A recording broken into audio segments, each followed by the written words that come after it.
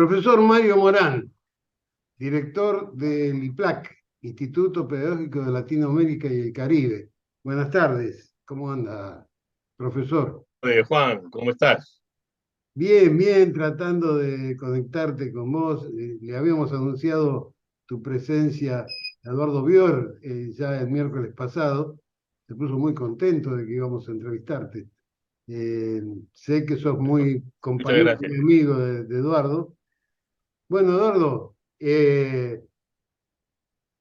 bueno, Mario, contanos un poco a ver de qué se trata el Instituto de Pedagógico.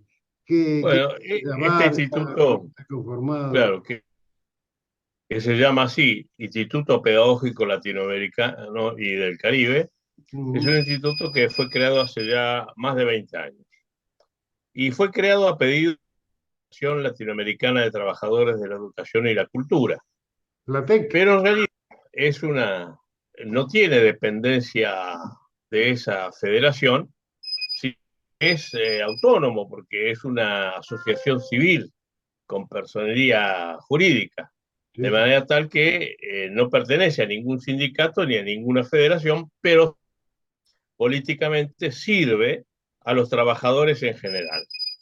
Y en este caso, a los trabajadores en particular de la educación, porque así fue creado originalmente. Pero de todas maneras, y como tú sabes precisamente, nosotros firmamos convenios con otras organizaciones, especialmente hemos firmado un convenio con la universidad allí de la Universidad No del va. Noroeste, de los cuales estamos muy agradecidos porque de esa manera nosotros podemos prestar servicios, pero también lo han visto que es muy interesante para nosotros para realizar nuestra tarea. Esta institución sirve a Latinoamérica y el Caribe, como su propio nombre, ¿no? Porque así está conformada la Federación de Trabajadores de la Educación. Pero además, la pandemia nos dio la oportunidad de trabajar de esta forma, es decir, a través virtualmente, a través de Zoom. Y entonces hemos tenido la oportunidad de reunir en varios conversatorios compañeros y además a profesionales de la educación, de la salud, de, de diversos rubros, de la geopolítica, de diversos países de América Latina y aún de Europa, ¿no? Así Ah, que hay una página web nuestra que es justamente iplac.org.ar. En esa página está reflejado toda nuestra tarea, que incluye hasta la edición de libros, ¿no? Y todo. Así que bueno, es una labor muy amplia, tratamos de que sea también muy importante, ya que convocamos de todas partes del mundo para hablar sobre temas de diverso calibre, desde la educación hasta los instrumentos más modernos que hay hoy, como comunicación, la informática, etcétera. Y especialmente hemos detenido nuestra marcha, digamos, para fijarnos de una manera muy especial político. En tanto y en cuanto es sabido ya, creo que a nivel general, que lo que se está produciendo en este momento en el mundo es una construcción de un nuevo orden mundial. Y entre tantos, el viejo orden mundial, digamos, un poco el orden mundial que fue producto de la guerra, con todas sus instituciones y sus normas, etcétera, hablamos de Naciones Unidas, Organización Internacional del Trabajo, eh, Fondo Monetario Internacional, Organización Mundial de la Economía, Banco Mundial, etcétera. Todas esas instituciones hoy están en crisis, destruyéndose, ¿no? Y por eso es que en realidad estamos en una transición y las transiciones se caracterizan por un gran desorden mundial. Y eso es lo que está pasando ahora. Esto afecta a cada uno de nuestros países y afecta a cada uno de nuestros sistemas educativos y en general afecta a todo el sistema. Y esto, bueno, es algo que hay que tener en cuenta, contemplar y empezar a anticiparse a todo esto que está pasando, porque si no, vamos a dar respuestas viejas a problemas nuevos. Y esa es una manera muy segura de fracasar en el intento. Sí, incluso la política de todos estos países están ahí tratando de ver qué pasa mundialmente, ¿no? Afectados, por supuesto, Así es. con todo este movimiento, sobre todo de la derecha, ¿no? Que trata de imponer, creo que es un movimiento digamos, de función de la derecha, porque no creo que esto avance. Cada vez que ellos tienen poder, se producen conflictos sociales en todos lados. Ahora, casualmente, creo que en estos días en Ecuador va a haber alguna elección, en Perú también, está movido el tema, en Colombia, por todos lados hay este tipo de ambiente, como vos decías, de cambio, ¿no? De cambio, de ver qué rumbo tomamos.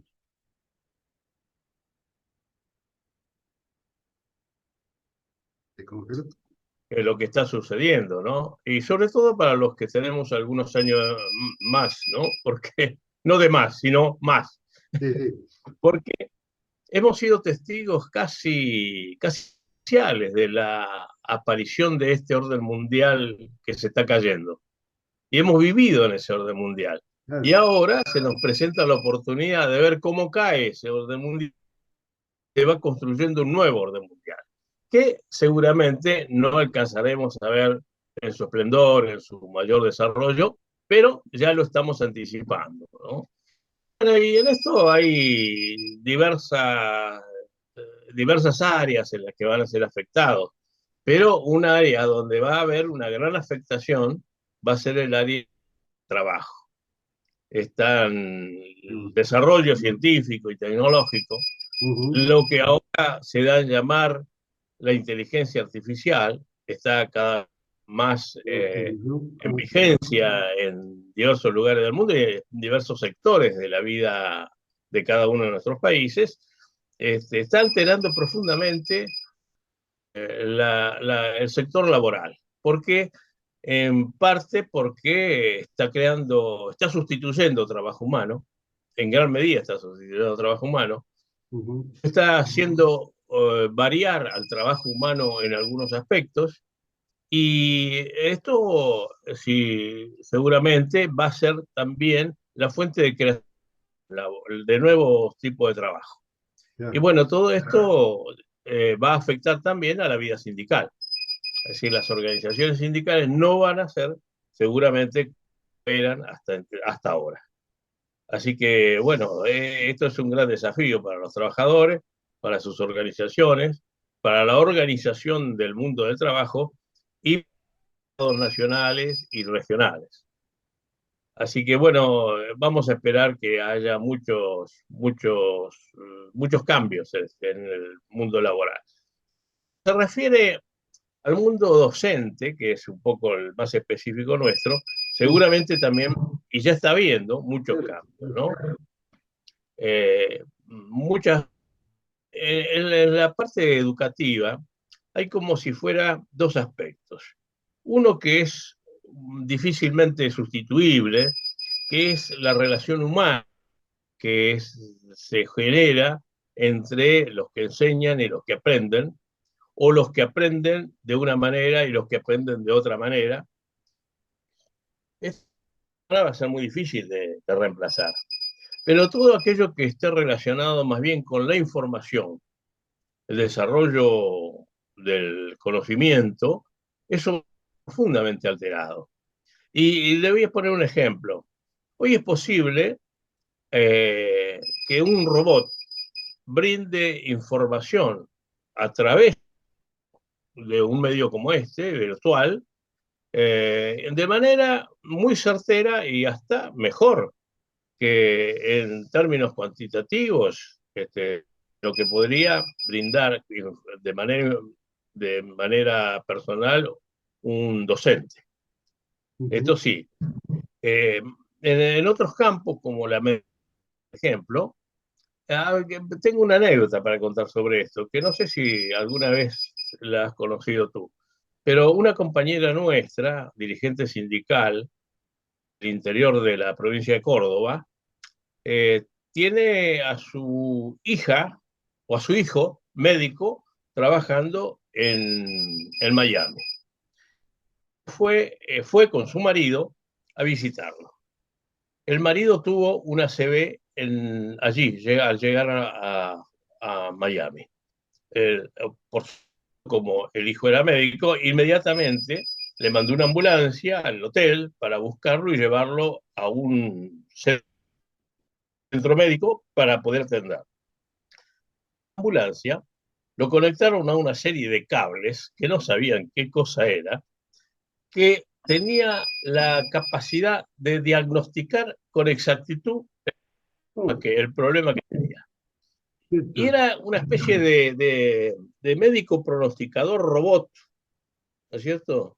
Que efectivamente cuando el hombre al hospital ya le había hecho el diagnóstico de su enfermedad o de su problema. ¿Y cómo es esto? Bueno, esto es una especie de que está preparado justamente para hacer este tipo de diagnóstico. Y está mejor preparado por ahí que hasta un médico humano, porque está cargado con la experiencia de miles de problemas de este tipo, de manera tal que tiene una gran exactitud en el pronóstico. Este, ¿No? ¿Qué tema? Cuando las máquinas nos superan. ¿Qué hacemos? bueno, hay máquinas que ahora hacen intervenciones Sí, sí, quirúrgicas, sí, ¿no? sí. Y la hacen con una precisión mayor que la precisión de la mano humana, ¿no? La mano humana es poco confiable frente a uno de estos aparatos robóticos. Esto acontece en la educación, acontece en la salud y va a acontecer en todos los campos de la actividad humana. Así que hay que prepararse para esto. Pero hay también claves de todo esto, ¿no? Es por qué sucede todo esto y hasta dónde sucede todo esto y cómo nos va a afectar. Porque lo que también está en riesgo es la libertad humana, ¿no? Es decir, en definitiva, corremos el riesgo, tal vez no estamos exagerando un poco, pero corremos el riesgo de ser víctimas de todas estas máquinas que, Claro, sí. en cierto modo, no solamente sustituyen el trabajo humano físico e intelectual, sino que corremos el riesgo de que, digamos, podamos vivir en un mundo en donde las máquinas tienen un protagonismo más decisivo que el ser humano. Y bueno, es la idea del gran hermano, ¿no? Pero bueno, Creo que este, el tema es, las, digamos, innovaciones mm, tienen que quedar en el carácter de instrumentos, es decir, servir al hombre, no esclavizarlo, ¿no? Servirlo a ser, porque el instrumento es, por definición, ¿no? Es algo que sirve a el hombre, ¿no? claro, Es sí. decir, no es ni bueno ni malo, sino que depende del uso que se le dé. Y el uso debe estar siempre en manos humanas. Sí, tengo entendido que hasta las organizaciones internacionales están preocupadas con el tema de la inteligencia artificial, ¿no? Lo iban a tratar. Claro. eh, Sí, sí, sobre todo están preocupadas, no solo por la inteligencia, sino por muchos otros aspectos del desarrollo tecnológico que no están reglamentados, porque claro, no existían antes. claro, Entonces ahora empiezan a desarrollarse y no tienen ninguna legislación, ningún límite al que atenerse. Y claro. eso, bueno, crea un problema también, ¿no? Sí, sí. El campo de la legislación, ¿no? Ujú. Claro, te imaginas que un trabajador, incluso Todo ya, esto viene acelerado, digamos, por los conflictos que hay en el mundo, ¿no? Es ujú, decir, no solamente el conflicto que ahora ya ha pasado a ser moneda corriente, como el caso del conflicto entre Ucrania o la OTAN la y OTAN Rusia, y Rusia. y uno por ahí cree que ese es un conflicto localizado en ese lugar y en realidad es un conflicto mucho más amplio, es un conflicto comercial, es un conflicto económico, es un conflicto político. político y es un conflicto social y es un conflicto cultural, ¿no? Así que cada uno de estos aspectos son conflictos que anuncian una crisis estructural del sistema mundo. Y este sistema amenaza a resquebrajarse en todos estos aspectos, se está resquebrajando y cambiar. ¿Cómo va a cambiar? Hasta ahora está una propuesta muy difusa de que en vez de tener una globalización que es dominada por un sector del mundo, haya una situación de mayor paridad entre todas las regiones y los países.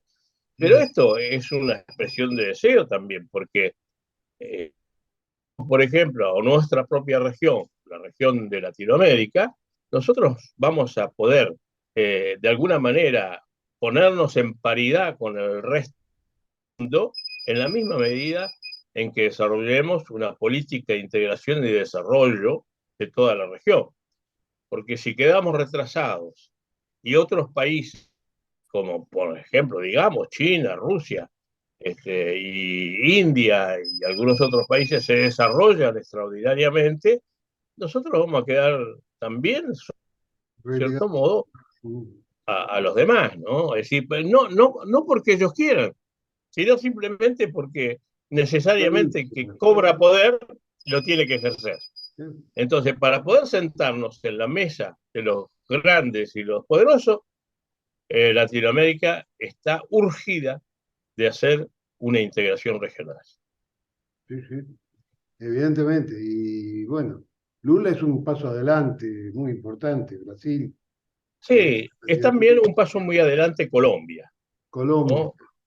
con todos los Sobre ataques que todo va a los tener países, ahora, con el hijo del presidente, escuché que lo acusan de narcotraficante. sí, Qué sé yo. y a lo mejor es cierto, y Seguramente puede ser algunas que sea cosas de esas cierto, van a aparecer. Sí. pero el tiro por elevación es para el presidente, ¿no? Claro, sí, Porque sí, sí, por el eso presidente significa un cambio muy grande en Colombia.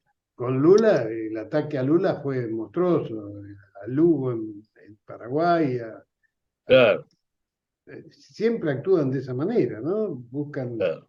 eh, desprestigiar Sí, al presidente para que se encarguen de poder desplazarlo del poder, ¿no? Esto es claro. Y sobre todo, la estos época, países, la época que tuvimos cuando estuvo Latinoamérica realmente coordinada con los presidentes que tuvimos, la década ganada que hablan, les molestó sobremanera, la vieron muy peligrosa, le dolió mucho, ¿no? sí, Al bueno, ALCA, así terminaron todos el los tema, presidentes, prácticamente. eh, Sí. Bueno, ahora pareciera como que vuelve esa época bueno, con algunas características distintas, un medio ambiente totalmente distinto, pero hay una cosa que es muy interesante, que es que Venezuela, Colombia, eh, Ecuador, que próximamente va a tener elecciones, aún Chile, son todos países del área del Pacífico. Y acá hay una cosa muy importante, porque la geopolítica está girando su eje central del Atlántico al Pacífico, porque allí están los grandes países como China, India, claro, incluso Rusia, más cercano, aunque está más en el área occidental, pero de todas maneras son los aliados entre ellos más de todo el mundo. ¿Eh? Y esos son los que además contienen las dos terceras partes de la población del mundo. Y están desarrollándose hace... Estos países van a tener el gran protagonismo en el presente siglo y en el que viene seguramente. sí, sí. Y este gran protagonismo se va a justamente en esa área, el área del Pacífico. Por eso es importantísimo, digamos, mirar hacia esa área, hacia el Pacífico. Brasil ya está creando alguna forma del Pacífico. Argentina lo está haciendo también. Ujú. Y en la zona del Caribe también está produciéndose este fenómeno, en donde los países están mirando y buscando acercamientos por el área del Pacífico. Es muy interesante esto porque va a generar un cambio desde el punto de vista geopolítico muy importante al virar desde el Atlántico al Pacífico el protagonismo de la historia, digamos. Ya está. Eh, y en Centroamérica tenemos muy poco conocimiento. Dentro de no se difunde nunca nada, qué es lo que está pasando, ¿no? Es muy raro encontrar noticias y cuando se encuentran, bueno, mejor no leerlas, ¿no? Claro. Eh, Acá en Argentina tampoco se sabe mucho de lo que pasa en el resto del mundo, que nada, no es el mundo que está bajo, digamos, el paraguas de los Estados Unidos o de los países europeos.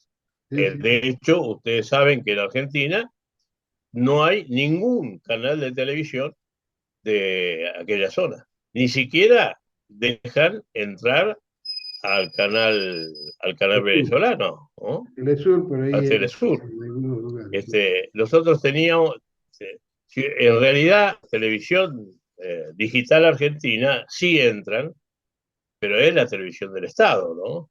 La televisión entra France 24, entra bien Telesur y entra también Rusia Today, RT. Pero en el resto de las televisiones, de los canales, sea el origen de esos canales, no hay esto. Y los que había los sacaron. Mirá, yo en casa tengo el canal europeo, el canal norteamericano, el CNN y Telesur. Claro, El único que sí, tenemos es sí, sí. Telesur. Y lógicamente, bueno, el canal oficial del gobierno argentino, ¿no? Pero si no, nada más. Claro. Y, y bueno, ahora con el tema del pago de la deuda, Argentina también está trabajando junto con China, ¿no? Y el Sí, BRICS, sí, sí. el Y esto es por BRICS, imperio, ¿eh? claro. Y Esto esto es por imperio del peso propio de los rusos y los chinos. ¿Por claro, qué? Estados Unidos no lo puede impedir. No lo puede impedir. Los Estados Unidos quisieran imponer el dólar, porque esa es la moneda que ellos impusieron claro, desde la Segunda Guerra Mundial, claro, ¿no? sí. Pero ahora Ya, pasan ¿no? cosas muy raras, ¿no? Por ejemplo, ellos tenían el dólar, cuando ellos en 1946 crean el Fondo Monetario Internacional, dicen, bueno, nosotros vamos a tener mayoría en el Consejo, es decir, mayoría de Estados Unidos y los aliados, ¿no? En Ujú. porcentajes. Entonces, ¿por qué? Porque nosotros vamos a garantizar, como país que tiene la mayor reserva de oro del mundo, que cada dólar, que cada onza troy de oro vale $5. ¿Mm? Bueno, no sé si tú sabes, Juan, cuánto está el dólar, la onza troy de oro hoy en día, No. pero te lo digo yo, Ujú. $1.800. Oh, Si ¿no? uno habla de depreciación de la moneda, este es el ejemplo más extraordinario que hay. Pero, ¿por qué? Pero entonces, ¿qué pasa? Pasó en 1900, a la década del 70. Charles de Gaulle, presidente de Francia por aquel entonces, Sí, recuerdo. dice, bueno, yo tengo reservas en dólares, que ya que valen 35 dólares cada onza de Troy, yo le voy a mandar los dólares para que me den el oro a los Estados Unidos. Y entonces Estados Unidos ya no tenía eso. Ya no tenía eso porque había entrado en varias guerras, pero no solamente la guerra de Corea, sino también la guerra del Vietnam, y había empezado a emitir dólares en demasía, mucho más allá del respaldo en oro que tenía. Ujú. Entonces, inmediatamente decidió los Estados Unidos, no hay más convertibilidad del dólar al oro. Y entonces, si no hay si el dólar no se apoya más en el oro, ¿en qué se apoya? Y entonces tuvieron la idea decir, bueno, nos vamos a apoyar en el de Arabia Saudita.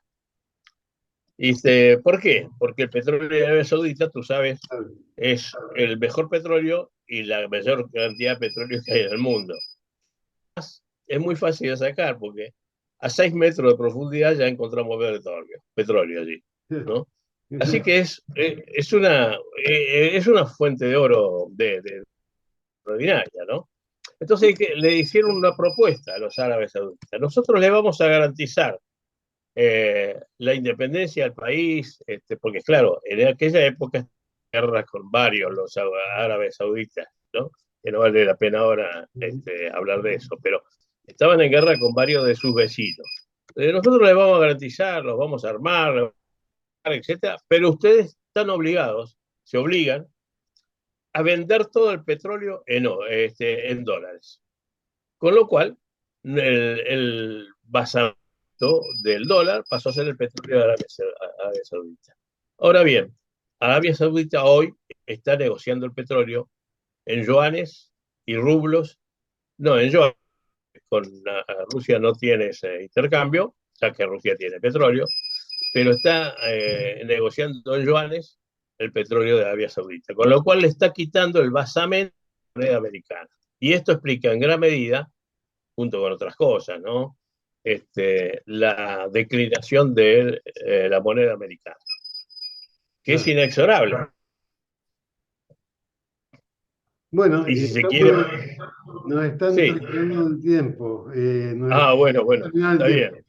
Pero Mario, esto es el comienzo de una relación que te voy a pedir que entre el IPLAC y nuestro programa tengamos permanentemente, aunque ya hay Sí, miembros cómo del no. IPLAC que Ya están la hay, ya la hay. ya comprometidos con nosotros. Ha estado Pedro Así es. Páez, está Eduardo Bior, ahora estás vos. Seguramente podremos seguir consultando compañeros. Eduardo Bior está cada 15 días, así que nos da una Sí, ya lo sé. espectacular, Eduardo Biol es parte de nuestro equipo espectacular. también. Y también lo es Pedro Páez y también lo es Sergio Sí, Rodríguez Galfestein. sí, Así que bueno, Sergio siempre a Namatú. disposición. Bueno, son todos compañeros realmente que nos nutren permanentemente. Y Así bueno, es. en relación con la UNOVA está, vamos a ver qué actividades vamos a Muy desarrollar agradecidos además. a través de la Cátedra Memoria, Historia y Capacitación de los Trabajadores.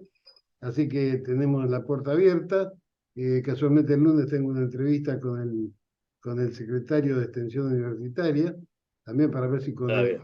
si con el PLAC podemos coordinar alguna, algún movimiento, algo vamos a hacer. Algunas actividades, claro. Así que estamos al toque, estamos en permanente contacto y te agradecemos muchísimo que nos hayas atendido, Mario. No, al contrario, yo soy el agradecido.